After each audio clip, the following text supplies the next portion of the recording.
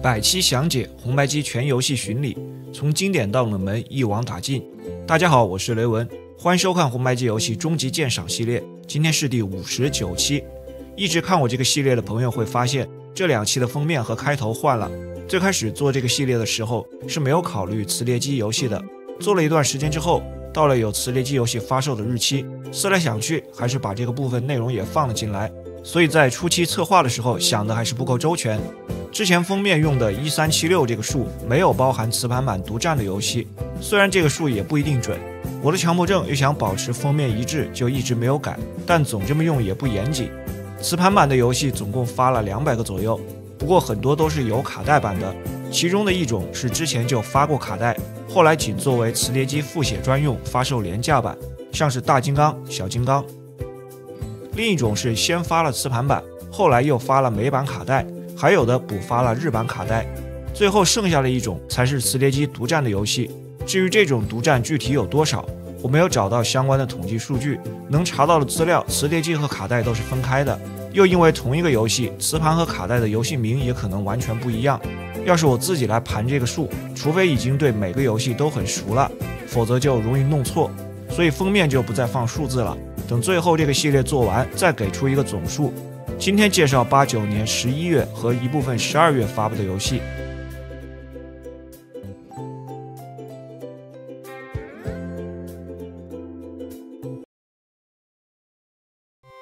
紅白機名作童話《遊遊記》後篇，任天堂發布的紅白機名作童話系列的第2部，分成前後篇2張磁盤。上期介紹前篇時，講了遊戲的系統和特點，這裡再來概述一下本作的故事。東勝神州的一個小村子裡，有一個名叫趙的女孩，一顆隕石落在她家附近，從裡面蹦出一隻猴子。趙收養了猴子，並取名叫悟空。然而猴子因為犯下罪行而被佛祖帶走並囚禁。小女孩為了救出猴子，踏上了旅途。幾年後，世界受到牛魔王的威脅，囚禁中的猴子被佛祖命令擊敗牛魔王。他偶然成為了三藏的弟子，一同前往天竺取經。經文的名為余生幸福生活之法。途中收服了豬妖，並取名八戒。討厭女性的河童悟淨也成為了同伴。取經隊伍登上了前往天竺的豪華遊輪，在這裡猴子和女孩重逢，卻沒有想到遊輪是紅孩兒的財產。因為發生衝突導致遊輪沉沒，紅孩兒逃走，並且用龍捲風將三藏等人刮到了夏威夷。女孩將旅途中找到的光之錘交給悟空，之後便被牛魔王抓走，猴子也被打飛並且昏迷。到此前篇結束。後篇開始，昏迷的猴子醒來之後出現在西伯利亞，一個神秘的仙人出現，將悟空擊敗並奪走了光之錘。一番曲折之後，悟空終於感動了仙人，歸還了物品。在此期間也和悟淨重逢。兩人來到了夏威夷，遇到了已經歸順牛魔王的八戒和變成了瘋子的三藏。悟空用誠實之心感動了三藏，讓他恢復了正常。夏威夷卻被牛魔王的老婆羅剎女用芭蕉扇點燃。眾人在海上一段漂浮後，通過神秘島嶼的異空間，與被關在日本東京的女孩發生了聯繫，但女孩卻被八戒搶先帶走。三藏一行借助一輛會飛的摩托車繼續前往天竺，在火焰山召喚羅剎女，用芭蕉扇滅火，然後進入牛魔王的城堡。經過一番鬥爭，在小女孩的幫助下，借助光之錘的力量，終於擊敗了牛魔王，並打開了前往天竺最後的道路，在城堡毀滅前逃離，成功取得了余生幸福生活之法的經文。猴子被封為天界的官员，每天的工作是給佛祖擦臉。通過電視看到小女孩孤獨的生活之後，他用一支魔法筆在佛祖的臉上塗鴉，被逐出了天界，最終往女孩的方向跑去。和任天堂的童話系列第1部一樣，本作也是一個很好的改編故事，制作精良，治癒的氛圍中充滿了天馬行空的想象和搞笑的內容，再時不時的穿插一些小遊戲，讓整個的過程都不会無聊。很可惜的是，這一部作品因為種種原因，沒有像任天堂的偵探系列有新的復刻和重製版本，成為了被遺忘的佳作。個人評價3星半。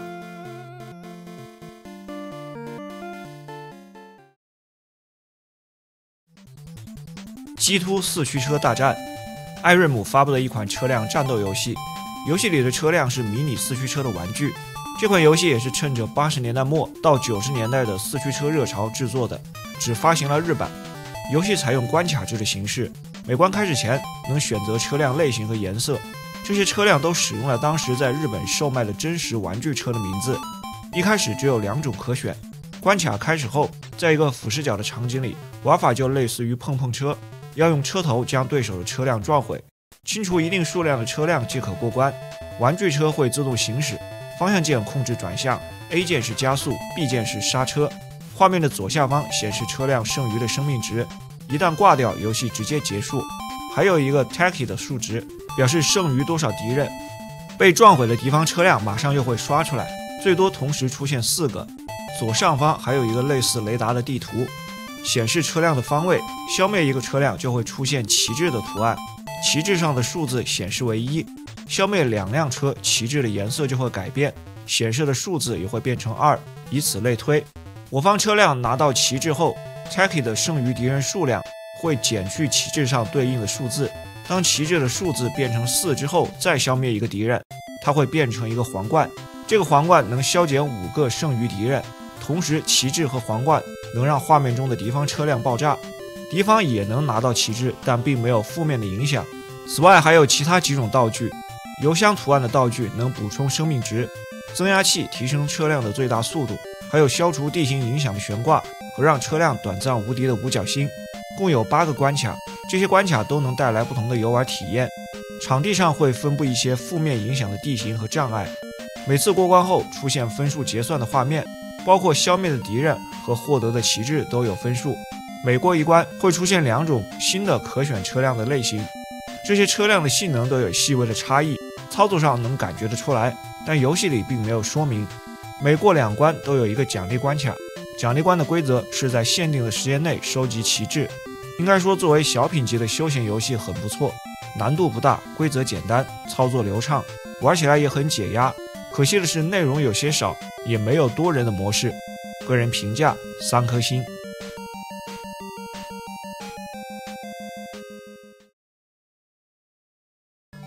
忍者警察，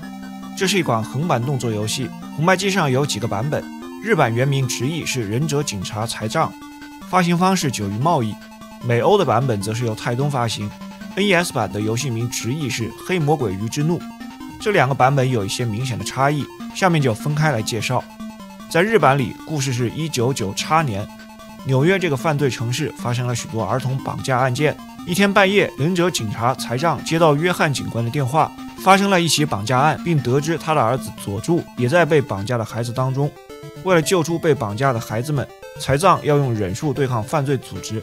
在橫版的場景裡，方向鍵控制主角移動， A 鍵跳躍， B 鍵攻擊。遠距離時的攻擊方式是發射手裡劍，近距離變成用匕首攻擊。作為忍者，當然要使用忍術。在每關開始前有一個設置的界面，能夠設置 A、B、C、D 4種不同的忍術，同時顯示4種忍術的使用方法，都是通過按住攻擊鍵蓄力，然後結合不同的方向鍵釋放。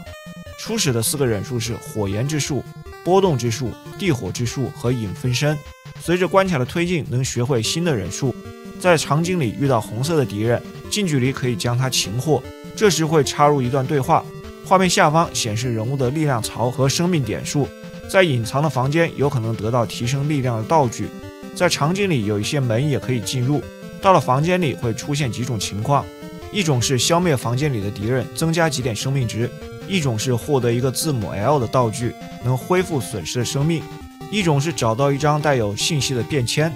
還有一種，房間裡有被綁架的小孩，消滅敵人能將小孩救出來。總共有6個關卡，每關都有 BOSS， 關卡之間都穿插有故事的劇情。隨着過關學習新的忍術，在相應的類別欄位也可以進行切換，這些忍術都非常的實用。關卡裡合理的運用不同的忍術非常重要。除了常規的橫版戰鬥，在第3關一開始用忍術幹掉敵方忍者，奪得風箏。之後會有一場飛行射擊的戰鬥，這一段要通過蓄力發射火焰進行攻擊，之後運用新學的土遁能躲過傷害。最後一關進入電梯裡的場景，有類似第一人稱射擊的戰鬥，扔手裡劍當作子彈消滅敵人。在這一關還要面對之前的 BOSS， 最後的 BOSS 是一個外星人。再來看看 NES 的版本，整個的故事背景雖然也是救出被綁架的人，但圖形和關卡之間的劇情都不一樣。在抓住敵人時穿插的動畫風格也和日版有所區別，更為寫實。總共只有5個關卡，比日版少了第2關。幾個 BOSS 的形象也不一樣，最後一關閹割掉了一部分的內容，最終的 BOSS 形象也完全不同。另外，大量的 BGM 進行了替換，习得忍術的順序也有所区別。整體來看，作為動作遊戲，本作的素質還算過得去，多樣的忍術算是比較有特點，但忍術的使用沒有限制，有時候顯得太強大了。FC 版的整體素質比 NES 版要好一些，個人評價3顆星。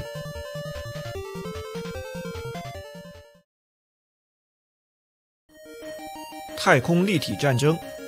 由 Home Data 開發，阿斯米克發行了一款 3D 飛行射擊作品，是為數不多也是最後一款支持紅白機 3D 系統的遊戲。本作的形式類似於著名的街机遊戲《太空哈利》，在紅白機上之前有過幾款類似這樣的遊戲，但以 FC 的機能做這樣的類型都沒有太好的表現，其中包括了《太空哈利》的紅白機移植版，但本作體現的素質卻是不錯的。背景設定相當簡單，地球被入侵，瀕臨毀滅，作為主角的機器人與入侵者對抗。從玩法上來說，平平無奇，就是最基礎的飛行射擊。B 鍵發射子彈，按住可以蓄力，下方的能量槽蓄滿發射。A 鍵是發射跟蹤導彈，有數量的限制，剩餘數量顯示在畫面下方 M 的字母之後。主角有2種形態，一開始是機器人形態，根據關卡和場景的不同，有時會變成飛船的形態。有幾種膠囊的道具，字母 M 的膠囊是增加導彈的數量，還有獎命和短暫無敵的道具。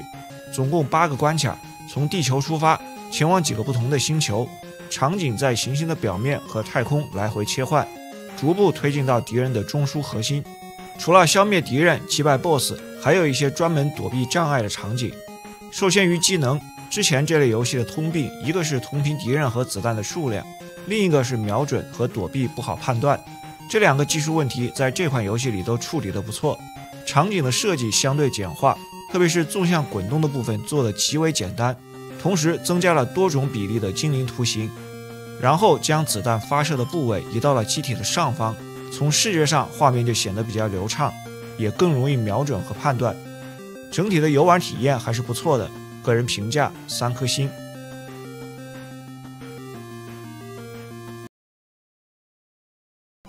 四尾大相撲，杰利可發行了一款相扑遊戲。關於這個類型，在第26期曾經介紹過一款特庫摩的大相撲。本作算是紅白機上的第2部該類作品。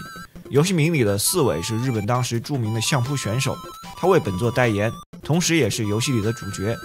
開始畫面有3個模式，第3個是雙人對戰，前2個是單人游玩的晉升篇和日本一周篇。在晉升篇裡，可以自己命名人物，或者選擇四尾，目標就是從最低的前頭13開始，不斷的獲勝，晉升到橫綱。每場比賽開始前有一個界面能查看對手的信息，還可以調整和分配自己的技能。在這個界面，每一個技能招式都有需求的點數，最初只有250點經驗值，按照需求的點數分配這些技能，將它們設置在下方不同方向按鍵的欄位，比賽時就能使用。隨着比赛的獲勝，自己持有的经驗值点数也会增加。在比赛当中，操作和特库摩的大相扑类似， A 键是击打和推手，两人接近后进入情报的状态，方向键结合 B 键使用之前设置好的技能，下方显示双方的体力值，通过消耗对方的体力，同时能增加自己的体力。闪烁时发动决定技击败对手。本作主要的模式是日本一周篇，相当于 RPG 的模式，玩家控制主角四尾，从九州出发走遍日本，目标是要夺回被盗的奖杯。核心的内容还是相扑比赛，和 RPG 游戏一样，在大地图上移动时也可能遇敌。推进流程的方式是在地图上不同的区域找到惡魔竞技场，在竞技场里擊敗对手，擊敗全部的对手就能通關。在這個過程中，通過戰鬥和一些特殊的地點能獲得幾種道具，這些物品的作用基本上是幫助主角能夠順利的在地圖上移動，像是有的地方必須要在港口坐船，就要使用船票。這部作品沒有完全專注於場上，而問題就在於這些元素的設計都很失敗，獲勝得到的經驗值很少，戰勝排名跨度越大的對手得到的經驗值就越多，所以要故意輸掉比賽，壓低自己的排名，但最多也就加8點。總共就那麼幾個招式，招式之間很不平衡，也並非需求點數最高的就是最厲害。RPG 的模式內容也很少，道具都很雞肋，相撲比賽的內容又比之前特庫摩的大相撲單調得多。個人評價2顆星。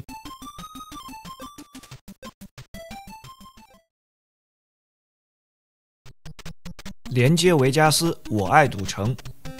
由西格瑪商事發布的一款作品，遊戲採用了文字冒險的形式作為一個外殼，但正如遊戲名字所展示的，內核還是一個賭場的迷你遊戲合集。這款卡帶的售價高達9600日元，又一次說明了只要是和賺錢有關的遊戲就敢賣高價。主角羅伯托與女友瑪麗安前往拉斯維加斯歡度假期，入住酒店之後，主角到前台付賬，卻發現瑪麗安被神秘人士綁架了。羅伯托要在賭場賺取80萬美元作為贖金，以救出女友。在文字冒險的部分，也是常規的動詞選項，能在酒店周圍的幾個地方轉悠，找幾個人對話，或者去賣掉一些東西換錢。如果錢用完，遊戲就會結束。文字冒險的部分能做的事情不多，主要還是在賭场裡玩迷你遊戲。這座裡面的迷你遊戲也就是3個最基本的項目：老虎機、輪盤賭和21點。老虎機有2種形式，一種單線的，一種5條線的。輪盤賭的界面比較簡陋，旋轉時都看不到完整的動畫，只有左下方顯示一個橫向的局部滾動，下注的區域也僅僅是一個縮略圖。21點的美女荷官也不美，每次贏錢之後會出現一個結算的畫面，看着自己的鈔票不斷增長。當賺到的錢達到幾個設定好的金額之後，會出現特定的人物對話。見到女友後的幾個選項會出現不同的結局畫面，選擇不當的話會被女朋友甩掉。這款遊戲的文字冒險部分實在是缺乏內容，賭場裡的幾個遊戲做得很簡陋，下注和選擇的交互界面操作起來也不方便。個人評價2顆星。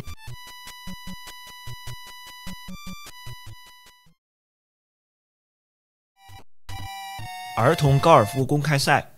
這是泰東發行的一款高爾夫遊戲。已經有一段時間，這個系列裡沒有出現高爾夫的游戲了。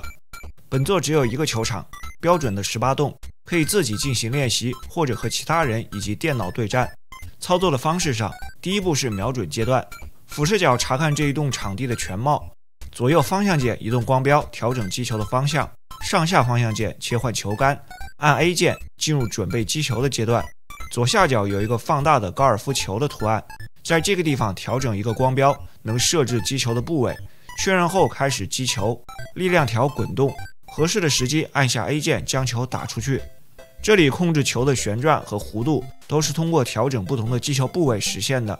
再從瞄準到準備擊球的階段，只有少數的情況會切換到人物後方的視角，大部分的擊球視角都是直接在俯視的情況下完成。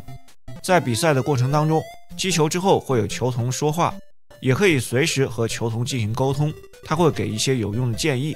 搞笑的對話內容算是一個特色。此外，當滿足特定的條件時，泰東旗下其他遊戏的角色也會客串出現，包括奇奇怪界裡的小葉和《不动明王傳》裡的阿什拉納達，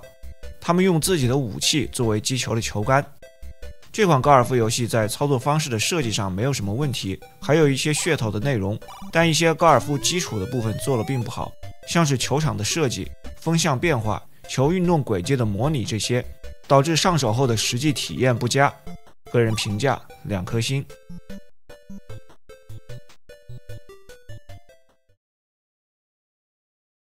湯姆歷險記，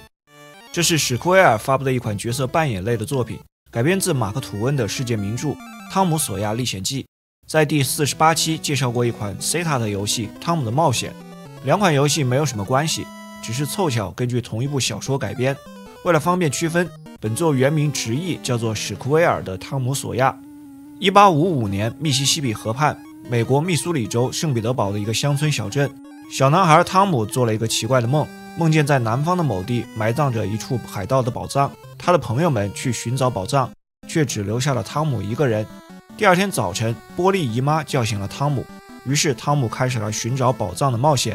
作為一款 RPG 遊戲，系統上沒有按照常規的套路，有不少新鮮的內容。一開始玩家控制湯姆，畫面是一個類似橫版動作，左右移動時畫面跟着滾動，人物也能小範圍的上下移動。在這樣的場景裡探索和 NPC 對話，用一些上下方向的分岔路連接不同的地點，沒有 RPG 裡常見的大地圖。從一開始和一些角色對話，對方就可能成為同伴加入，組成最多4個人的隊伍。到後面人多了，能使用指令更換，被替換的角色大部分可以在同一個地點反覆加入，有的角色之間可能存在衝突，不能同時在隊伍裡。遊戲裡沒有裝備系統，也沒有錢用來購買道具，物品基本上都是從某些地方撿到，或者從某些角色那裡獲得。有一個帳篷的物品用來存檔，按下 B 鍵會調出一個動作菜單，這個菜單有4個方向，分別是探索、拿取、使用物品和挖掘。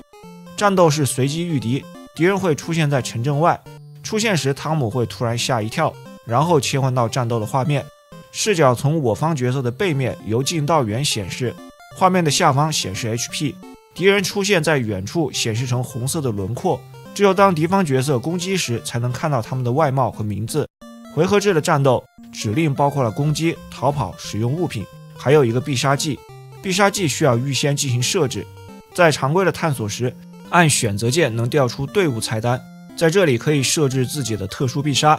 任意取名字，然後把团隊成員設置成師傅和弟子，參與到這個技能。在戰鬥時如果使用了該技能，參與技能的我方人員已損失的 HP 的總和如果大於敵人當前 HP 的總和，就能發動成功，但如果不滿足條件發動，所有參與的成員都會受到傷害。本作的發布時間介於最終幻想2代和3代之間，因此也嘗試了最終幻想2代裡人物沒有等級的設定。隨着戰鬥的積累， HP、攻擊、防禦、速度4個屬性會逐漸成長，但不同的角色會有一個成長的上限，基本上後面加入的角色上限更高。整個的故事比較鬆散，探索也相對自由，還有不少隱藏元素。這部作品整體看下來相當的有新意，不過戰鬥顯得有些粗糙，問題還是比較多的，像是遇敵率太高，戰鬥系統過於單調，特殊技能的使用難以把握，人物沒有等級，成長的上限也影響了平衡性。畫面水準很好，也很有特色，直送生父的音樂也讓氛圍烘托得恰到好處。個人評價3星半。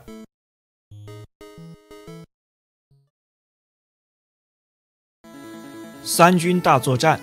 由東海通信發行的一款回合制的戰爭策略作品，在基本的系統上有些類似於之前介紹過的大戰略和任天堂戰爭，但也有一些自己的特點。發行了日版和美版，遊戲的时代背景是模擬冷戰時期，分別用紅藍兩方表示東歐集團和西方集团。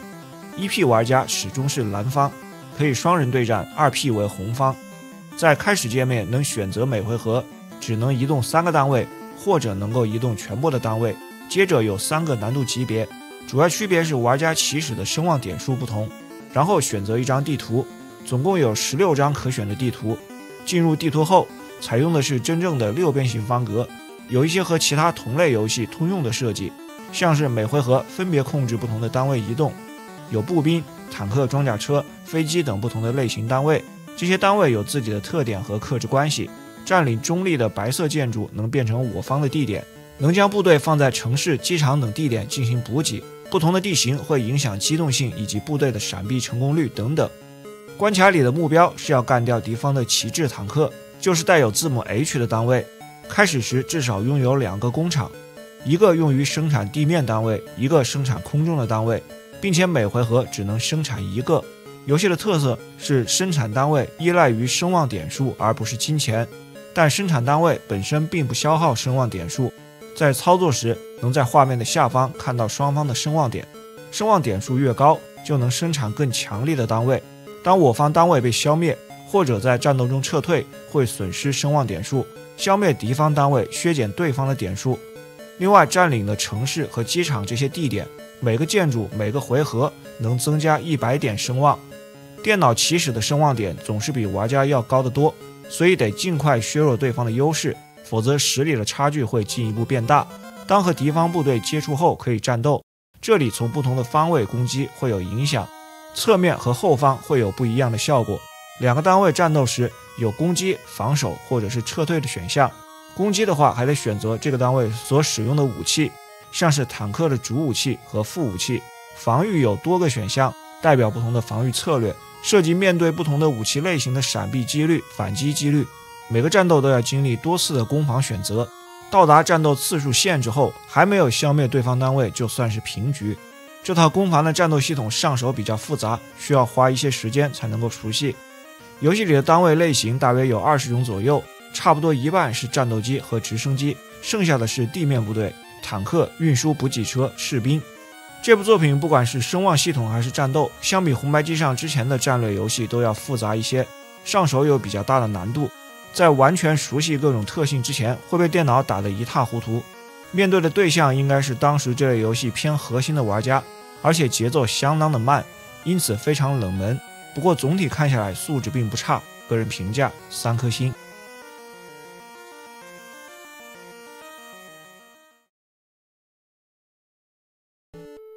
名門多古西应援团，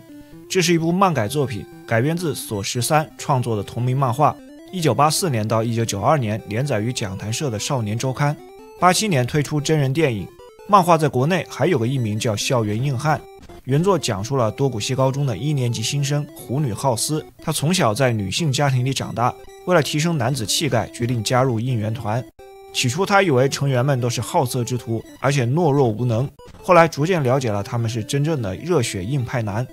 遊戲採用了回合制的策略類型，玩家控制应援团的6名成員與其他的幫派戰鬥。每關開始前有一個準備階段，能夠看到整個的遊戲區域地圖，並用小圓點表示當前的位置。可以進行簡單的物品設置，還有密碼和背景音樂。這是一個相當基礎的回合制戰棋，在地圖上移動角色，與敵方接近後進行戰鬥。切換戰鬥畫面會出現一個拳頭朝着我方角色的頭像移動，要在拳頭打中頭像之前選擇行動指令，相當於一個倒計時的系統。可選的指令包括出拳、踢腿、出拳防禦、踢腿防禦、特殊移動防禦和逃跑。右側的數值是預估造成的傷害，閃避和擊中對手都有一定的概率，大致取決於人物的能力和等級的差距。有時人物還会出現自己的必殺技選項，能夠造成大量的傷害。戰鬥持續到一方體力耗盡為止，擊敗敵人能積累經驗值提升等級，人物還會獲得五角星，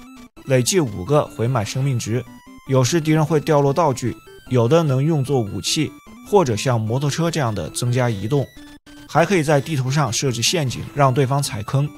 人物移動到井蓋位置後，進入到下水道，切換成一個橫版的场景，跳躍躲避滾動的大球，也能獲得生命恢復的物品。通過通道後，將出現在地圖上另一個井蓋的位置。總共有17個關卡，每關要擊敗敵方的老大。有時候老大和一些敵人會隱藏在建築內，因此畫面中並不一定體現所有的敵人。過關後生命值不會自動補滿，除了前面提到的回血方式，還可以到醫院、咖啡廳等場所回血。這部作品的系統並不複雜，玩法也很基礎，容易上手。戰鬥時的畫面用了漫畫的特寫風格，劇情比較薄弱，不過基本上遵循了原著。如果是原作的粉絲，應該會喜歡這款遊戲。個人評價2星半。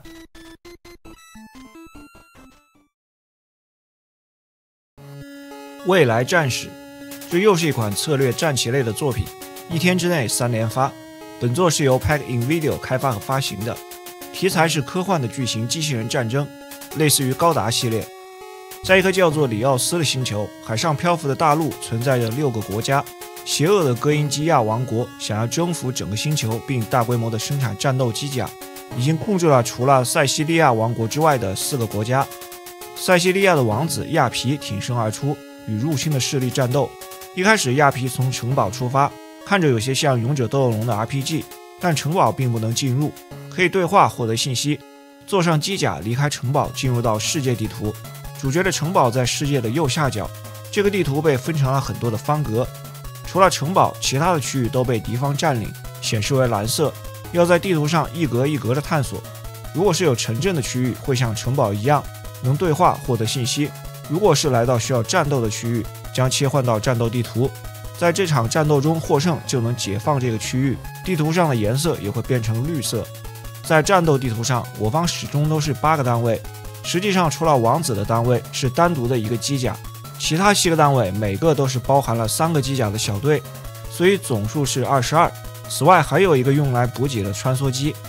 目標是要擊敗敵方的指揮官和穿梭機，或者全滅穿梭機以外的所有敵人。我方指揮官或者穿梭機有一個掛掉就會失敗。每個回合有固定的行動順序。開始能組裝8個單位的機甲裝備，可以選擇不同的腿部和武器。腿部表示不同的移動方式，它決定了適合什麼樣的地形，同時也決定了負重。要使用重型的武器，就得用負重更高的腿部。機體旁邊的 FCS 和 EW 分別代表了命中和回避的等級。Armor 是護甲的級別，影響防禦力。在武器欄 ，WP 就是重量點數，還有 CP、BS、RA 代表了武器的命中、傷害和射程。最後一個 AC 是剩餘的彈藥。完成機甲的裝備後，第2步是穿梭機進行補給，每回合只能補充1個單位，補充彈藥並且恢復生命值。第3步移動指揮官，之後再來移動剩餘的單位。其他的單位可以設置一個統一的命令風格，像是攻擊附近的敵人、掩護等等，這樣他們將按照命令自動行動。也可以設置成手動，一個一個的指揮。觸發戰鬥後會切換畫面，每個機甲都會發動一次攻擊。下方有機甲的放大圖和剩餘的 HP。遊戲裡沒有經驗值和金錢，戰鬥獲勝之後得到新的裝備，用於提升機甲的性能。這款遊戲的發售時間扎堆在了年底，所以銷量慘淡，知名度也不高，但整體的素質還算不錯。不同的腿部結合地形，搭配裝備，這套系統玩起來就有不錯的策略性。機器人的造型設計也很好，缺點是敵人的 AI 比較差，到了後期思考的時間也偏長，平衡性不算太好，遊戲的節奏很慢，通關得花上幾十個小時。個人評價3顆星。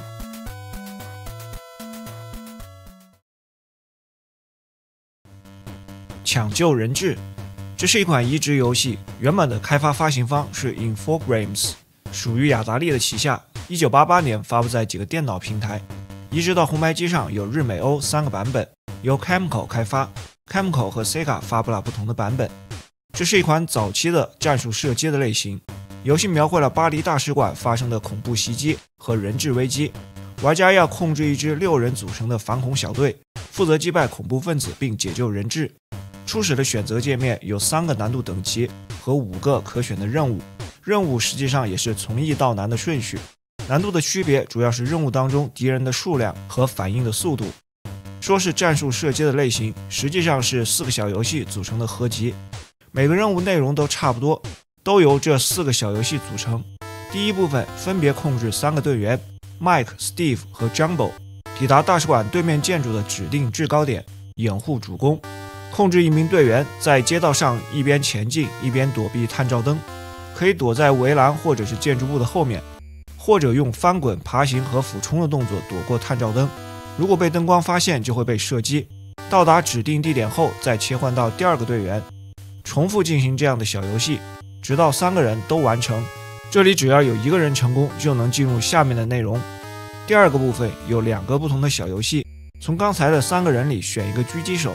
瞄準對面大樓的窗戶，通過觀察對面大樓的窗戶，射擊打破玻璃，以及射擊窗戶中可見的恐怖分子，確保後面的突擊隊員的安全。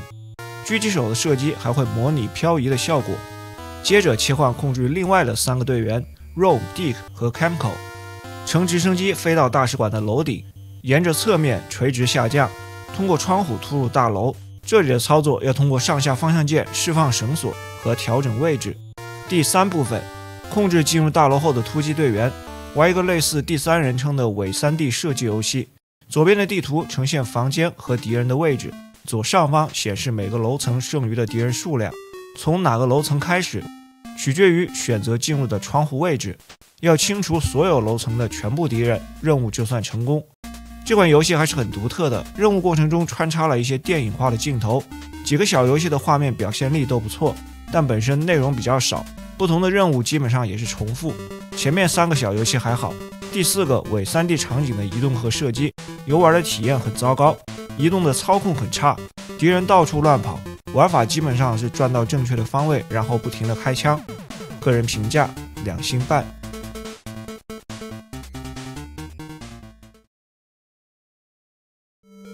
道，這是 Web 公司出品的一款角色扮演作品。看到這家公司出的遊戲，期待值就不用太高。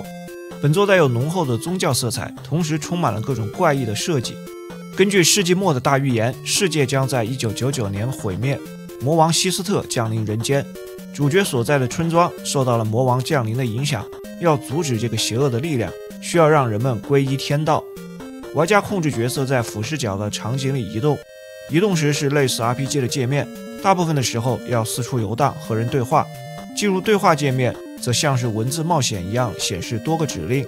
左側是 NPC 的頭像，下方呈現對話的信息。畫面的右側用不同的漢字來表示指令的選項，這些漢字指令從上到下依次是對話、探索、使用物品、拿取、裝備。動字是退出菜單繼續移動，接下來是逃跑、戰鬥、查看狀態和密碼。進入到建築內也是呈現這樣一個類似文字冒險的界面。到了後期，指令菜單中還會多兩個字護和符字，分別表示收集的關鍵任務物品以及裝備護符。戰鬥御敵時也是在這樣一個界面，選擇鬥表示戰鬥指令，戰鬥的方法就是不停地快速按 A 鍵，越快越好，也能使用一些增加自己能力的道具，再結合自己的装備和護符，僅此而已。本作的故事支離破碎，而且充滿了傳教和布道的色彩，這裡就不過多的介紹了。在世界各地的城鎮之間移動，唯一的交通工具是騎乘恐龍，最終要獲得8顆寶石，擊敗大 BOSS 西斯特。拋開劇情和宗教相關的內容，本作實際的遊戲元素相當的有限，戰鬥也是缺乏平衡性，整體上都很粗糙，基本上沒有遊玩的價值。個人評價1星半。